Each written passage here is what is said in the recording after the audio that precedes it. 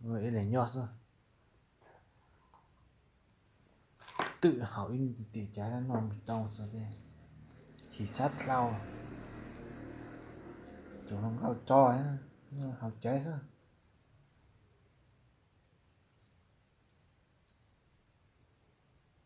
Học trái cho cầu trái cho bư đi. Học cầu trái cho bư tẩy trái nó. Trái nó như trái mông pê nữa. Trái chỉ là cho tôi là rất lấy bư để cho học nhiều với học rất học nhiều học nhiều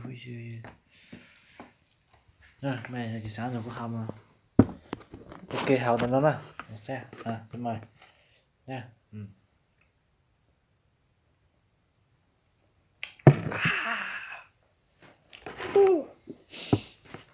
cho cắt thế rồi xem tổ bên nào này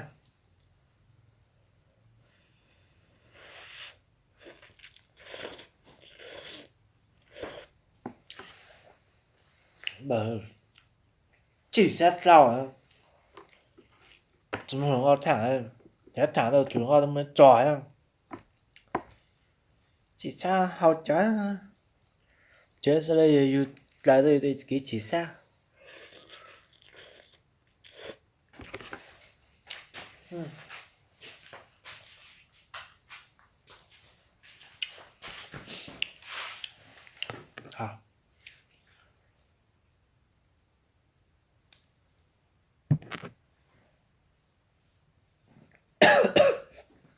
ô cho con tạt đà lên rồi cho con tạt đi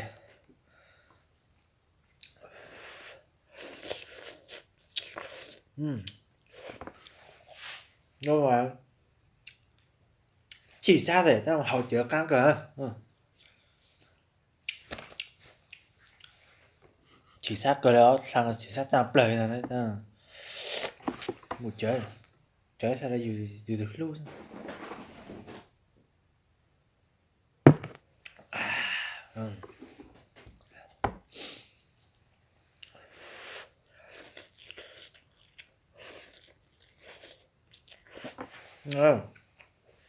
nó bao nhiêu hả ba chỗ là ngon nữa là giờ đến mấy thằng mình xác định là người dúa thằng xác định là thằng xuất thằng bao nhiêu trà thế này xem thằng cũng có nhà trà thằng nó không có cho rồi này thằng là 50 tông đó này thằng là 50 tông ra ôi rốt rồi ra giúp thằng nó gọi thằng chắc chắn thì cái trọt lìa thì u nó thì是还是帮钱年的nó gọi như thành phố như cái chế tàn trà nó như chế cây già nhẹ khoa chân bác nó thái nó mới chuyển du nữa làm mà có chắc cà phê là mua nó nhà mà có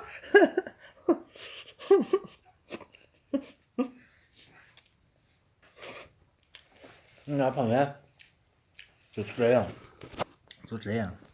bự thế này đây là hai là tự do nó chỉ sát cây rồi ta á nhiều khó nung bò mà có nhiều hôm máy nó có tiền ta hôm máy mình dùng nó có một xưa nèแต่nó có tiền này làm được nó thể rồi có hàng rồi nhá nào rồi lạnh lắm em không ly nữa hay lên nữa nó này ô nó số xả là thằng nó thể nữa thế thì cũng bao ý đồ của nhà nó ở trên nhà một sai mà ê nó thì nóคือแบบphòng chứ nhớ là phòng tôi mẫu sư ấy thì cũng thế thì lúc tôi bán họ chẳng thì họ mua bây họ ở bên từ bên xa rồi thôi thì những nhiều xa thì bên làm có tầng có nhiều xa là bên từ dưới này bên làm ít liệu bên từ này thì yo một chút bên lòng có bên bờ chẳng chú ít từ còn giàu tuổi để trái chỉ xét thôi học thôi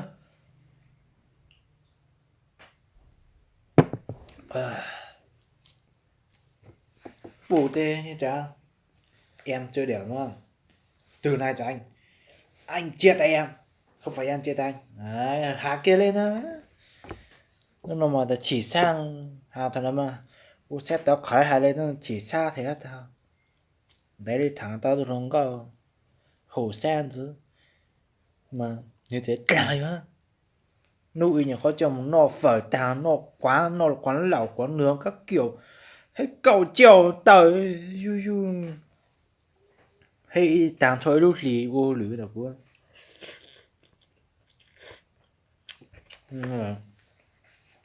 nhà dù rồi gọi là dù thằng là sao để dù nó chủ mua nhà rồi dù chứ toàn lấy nhà đi nó rất tao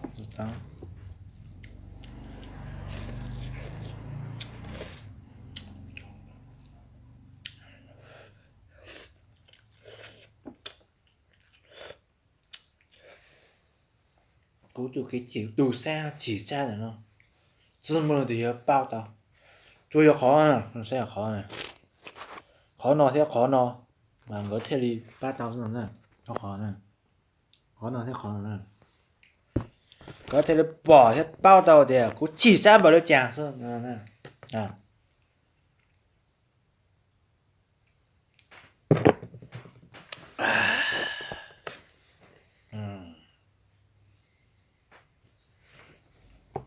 dùng đi cho nó khu tàu dùng xa giỏ số lá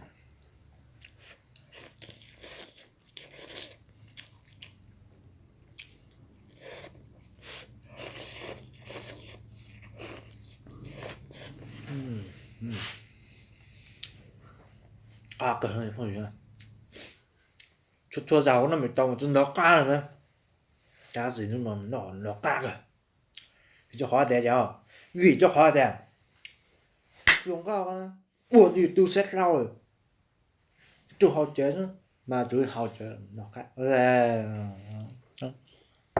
họ chế indie nhà họ tại indie đấy á indie là mà đi thì mà cũng hay là gì mua quầy video nữa mua quầy video một vị khó rồi cái thì phong gì là đã sai khó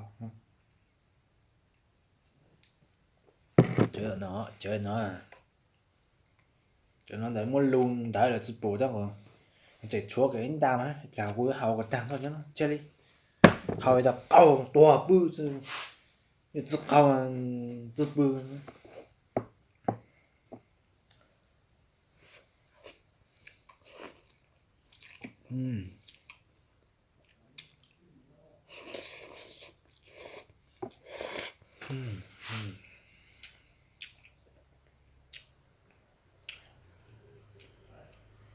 nhiều ta dù mua được mua yêu thì quả cậu chứ cậu trao chồng chụp bây giờ bao chịu chở được con dù sao lên dù tàu cho không có cứ nhau nó thì tôi nó chuối như này yêu thì hơn bây chở được rồi có dù là cái dù ta thường có yêu chơi đi sao mà rồi dù á thằng không có to xa hay chỉ mua cơ hội thôi thằng không có chưa cấy nữa thôi mua bàn bay nữa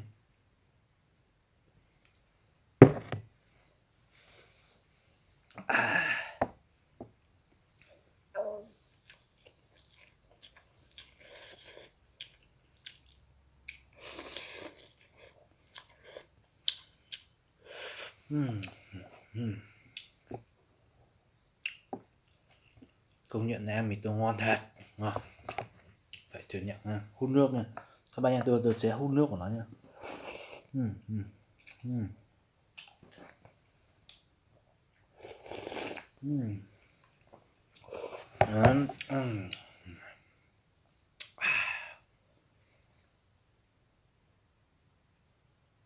về rượu sao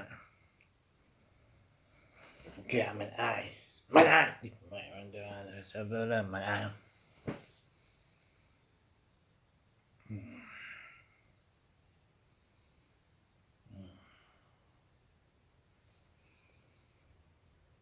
ôi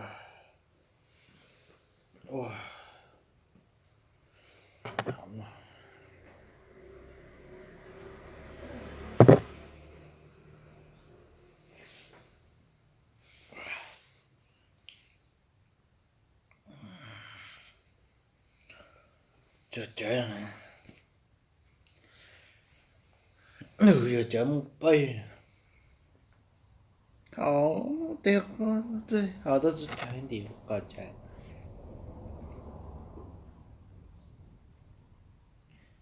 Chở nó tạ tinh. Một chạy hệ thằng. Chân thành lấy mà xài. Nó tôi đã có chết thế ở đó được có rồi. Đấy nha, nhìn rõ nha. Đấy nha, đấy. Nồng độ cồn lúc bấy giờ là nó phải rơi vào khoảng 6-70 độ nha các bạn nhé. Đấy. Bạn thấy nào đấy. Riêng hôm nay tôi buồn mà uống được mà không được. Nó buồn. Nó che chở cho tôi khỏi cái gì. Hiểu không? Say thật sự đấy. Đây, các bác xin mời các bác. Xin mời các bác.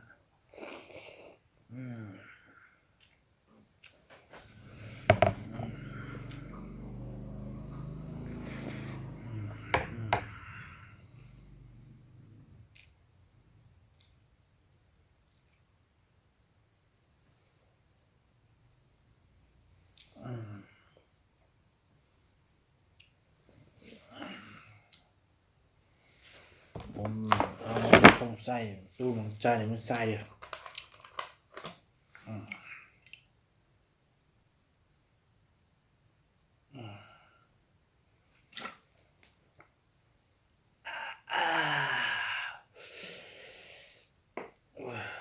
Đây các bác xem nha, bác xem cùng tí đây nha, đấy nhá, đủ phát hết rồi nhá.